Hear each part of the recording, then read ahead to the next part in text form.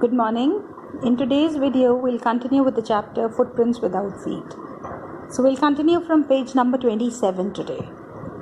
So we read that Griffin, he escaped the boys who were following him, and what happens is he went into the big store. He went into the big London store for warmth, and he was invisible.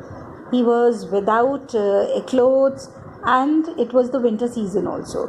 So he had chosen a bad time to wander in London, and it was quite cold that time. So he decided to stay in a store for warmth. So let's start now. Closing time arrived, and as soon as the doors were shut, Griffin was able to give himself the pleasure of clothing and feeding himself without regard to expense. He broke open boxes and wrappers and fitted himself out with warm clothes. Soon, with shoes, an overcoat, and a wide-brimmed hat, he became a fully dressed and visible person. In the kitchen of the restaurant, he found cold meat and coffee, and he followed up the meal with sweets and wine taken from the grocery store. Finally, he settled down to sleep on a pile of quilts. So now in this, we know that he was there in the London store, big London store, and what he decided was he decided to stay inside the store for warmth. So as he went there, the store, it was the closing time, so the doors of the store were closed and there was nobody who could be seen there. So what he did was, he wore clothes, he knew clothes that were there, and it was without paying that he could arrange for new clothes. And then after that, what happens is, when he wore the clothes, he became visible again, and he wore the shoes, overcoat, and a hat. And then he found cold meat and coffee in the kitchen, and just he was quite hungry, so he ate it. And after that, he also had sweets and wine from the grocery store. Then what he did was, there was a pile of quilts that was nearby, and he slept on it and could not wake on time. If only Griffin had managed to wake up in good time, all might have been well. As it was, he did not wake up until the assistants were already arriving next morning. So now in this, what is given here is, after having dinner, and he was there on the pile of quilts also. So he got the warmth also. And after eating a lot, getting the warmth, he was not able to get up on time. So next morning, when the assistants came, so that time, this person, he was still asleep. And when they approached him, that time, Griffin became quite nervous and he started running away. And then the assistants, what they did was, they were just after him. And when he saw a couple of them, approaching, he panicked and began to run. Panicked is feel or cause to be panic, right? Cause to feel panic, that is panicked. So he panicked and began to run. Then naturally gave chase. In the end, he was able to escape only by quickly taking off his newly found clothes.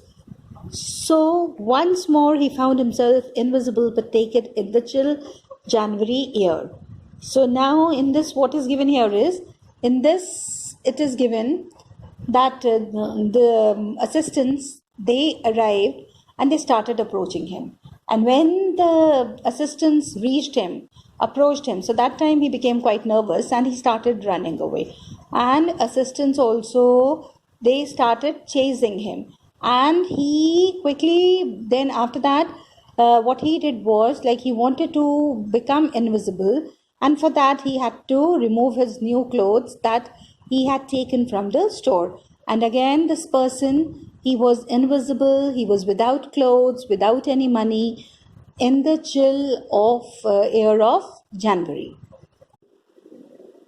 This time he decided to try the stock of a theatrical company in the hope of finding not only clothes but also something that would hide the empty space above his shoulders. Shivering with cold, he hurried to the Drury Lane, the center of the theatre world. He soon found a suitable shop. He made his way invisible upstairs and came out a little later wearing bandages around his forehead, dark glasses, false nose, big bushy whiskers, and a large hat. To escape without being seen, he callously is in a callous manner, hard-heartedly. He attacked the shopkeeper from behind, after which he robbed him of all the money he could find. So now, in this, what is given here is, in this it is given that what he did was, he decided to try out the clothing this time at the theatrical world, because he knew that he would surely find something there to cover his face. So what he did was, he went to the Drury Lane, and that was the center of the theatrical world. And that time he was feeling very cold, he was shivering that time, and he just found a shop that could satisfy him, that could help him with all his needs. So what he did was, he entered the shop, and when he came out, so that time he was wearing bandages around his forehead, false side whiskers, false nose, and a hat.